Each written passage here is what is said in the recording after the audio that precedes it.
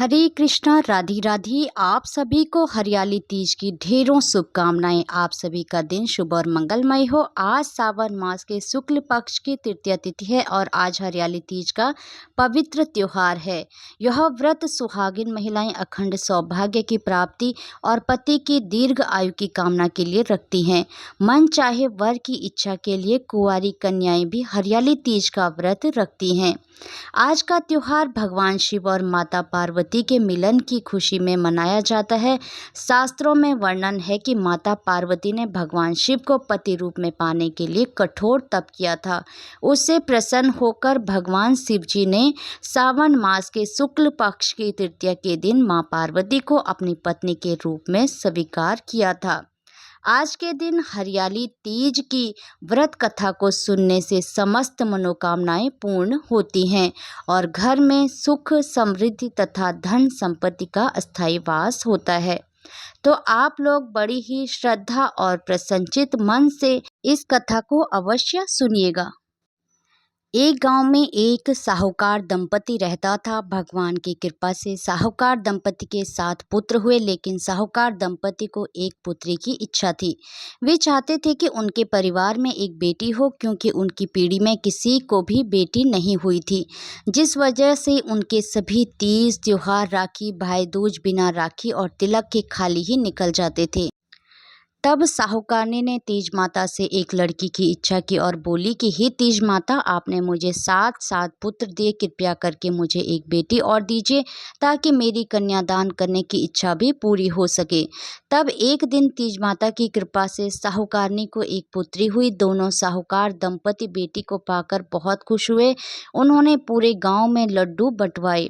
पूरा गांव साहूकार को बधाइयां देने लगा। इस तरह उनका समय हंसी खुशी बीतने लगा। जब साहूकार के 7 पुत्र विवाह लायक हुए तो साहूकार दंपति ने अपने 7 पुत्रों को विवाह कर दिया और उसके कुछ सालों के बाद साहूकार दंपति का देवलोक गमन हो गया। समय बीता। 7 भाइयों की बहन, जिसका नाम तीजाबाई था, वह विवाह लायक हो गई। 7 भाइयों ने अपनी बहन का धूमधाम से विवाह कर दिया। विवाह के बाद जब सावन का महीना आया तो ससुराल वाले बहू को मायके छोड़ गए, यह कहकर कि पहले सावन में सास और बहू को एक साथ नहीं रहना चाहिए, नहीं तो सास और बहू में लड़ाइयाँ होती हैं, क्योंकि पुराने जमाने में यही रीत मानी जाती थी। तब बहन 1 महीने के लिए सावन में मायके आ गई। तीजाबाई अब अपनी सहेलियों के साथ रोज बागों में झूला झूलने जाती, मेले में खरीदारी करती, झूला चक्री झूलती, हरी हरी चूड़ियां पहनती, मेहंदी लगवाती। इस तरह समय खुशी खुशी बीतने लगा। तब एक दिन हरियाली तीज आई तो 7 भाइयों के लिए उनके पति लहरिया, घेवर और सुहाग की पिटारी लेकर आए, लेकिन तीजाबाई के ससुराल से न लहरिया आया और ना ही घेवर आया और ना ही सुहाग की पिटारी आई। तब तीज वाले दिन 7 भाइयों अपने लहरिया ओढ़ पहनकर 16 श्रृंगार करके तीज माता की पूजा करके घर आई तो ननद अर्थात तीजाबाई अपनी भाभीों से बोली कि भाभीों, मेरे ससुराल से तो ना लहरिया आया, ना घेवर आया और ना ही सुहाग का सामान आया। अब मैं क्या ओढ़कर पहनूं, तीज माता की पूजा करने जाऊं? तो भाभियाँ कुछ नहीं बोली। तब तीजाबाई ने अपनी सभी भाभियों से उनका लहरिया पहनने के लिए मांगा तो 6 बड़ी भाभियों ने तो इनकार कर दिया और वे अपने कमरे में चली गई। तभी 7वीं भाभी ने अपनी ननद से कहा कि ननद रानी, मैं एक शर्त पर आपको अपना लहरिया ओढ़ने के लिए दूंगी, जब आप मुझे यह वचन दो कि आप मेरे लहरिए को जैसा लोगे वैसा ही लौटाओगे। अगर थोड़ा सा भी मुझे दाग धब्बा दिखाई दिया या लहरिए का रंग उतरा हुआ दिखाई दिया या फिर कहीं से कटा फटा दिखाई दिया तो मैं आपके खून से ही उसे रंगवाऊंगी। तो ननद ने कहा कि भाभी, आप चिंता मत करो, मैं लहरिए का पूरा ध्यान रखूंगी। उसके बाद ननद ने 7वीं भाभी का लहरिया पहनकर 16 श्रृंगार किया और अपनी सहेलियों के साथ तीज माता का पूजन करने चली गई। पूजा करते समय लहरिए पर कहीं निशान हो गए, कहीं पर रोली का छींटा लगा तो कहीं मेहंदी का हाथ लग गया तो कहीं घेवर की चाशनी गिर गई और जहाँ वे पूजा कर रही थी वहाँ एक बेरी के पेड़ की झाड़ी थी, उसमें लहरिया उलझ गया तो एक दो जगह से लहरिया फट गया। जब ननद जी घर आ रही थी तो बारिश शुरू हो गई और बारिश में लहरिया भीग गया, उसका रंग भी उतर गया। ननद ने जब देखा तो वह डरते डरते घर आई और लहरिए को सुखाकर फटी जगह से उसे सील दिया और अच्छे से समेटकर भाभी के कमरे में ले जाकर रख आई। थोड़ी देर के बाद सातवीं भाभी ने खुद के लहरिए को देखा तो वो बहुत नाराज हुई। शाम को उसका पति काम से लौटा तो उसने अपनी पत्नी के नाराज होने का कारण पूछा, तो पत्नी ने क्रोधित होते हुए अपने पति को पूरी बात बताई और बोली कि जब तक आप अपनी बहन को मारकर उसके खून से मेरे लहरिए को नहीं रंगेंगे तब तक मैं अन्न जल ग्रहण नहीं करूँगी।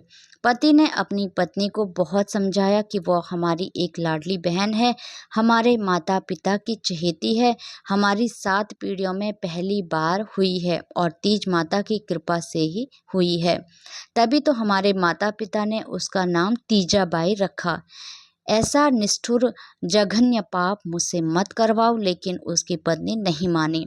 आखिर में थक हारकर सातवें भाई ने अपने 6 बड़े भाई और भाभीयों से छुपकर अपनी बहन को सोते हुए एक बोरी में डालकर रात्रि में ही जंगल में ले गया। वहां ले जाकर उसकी गर्दन काटी और उसके खून से अपनी पत्नी का लहरिया रंगा।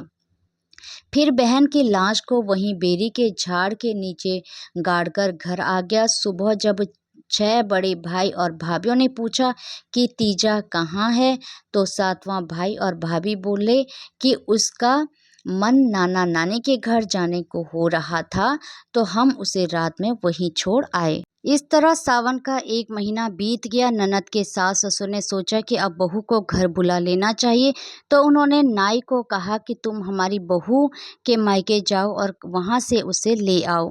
पुराने जमाने में नाई और नायन ही जाया करते थे। तब नाई बहू के मायके की ओर चल पड़ा। बीच रास्ते में जंगल आया, तभी वह उस बेरी के झाड़ के पास थोड़ी देर के लिए बैठ गया। तभी नाई को बेरी के झाड़ में बहुत मीठे मीठे रसीले बेर नजर आए। जैसे ही नाई बेर तोड़ने लगा तो उसमें से आवाज आई कि मेरे बेर मत तोड़ो, भाई ने पाप किया, मेरी गर्दन काटी, भाभी का लहरिया मेरे खून से रंगा। यह सुनकर नाई डर गया और भागकर सीधा बहू के मायके में ही जाकर रुका। उसने वहां जाकर कहा कि मैं बहू को लेने आया हूँ, आप बहू को मेरे साथ भेज दीजिए।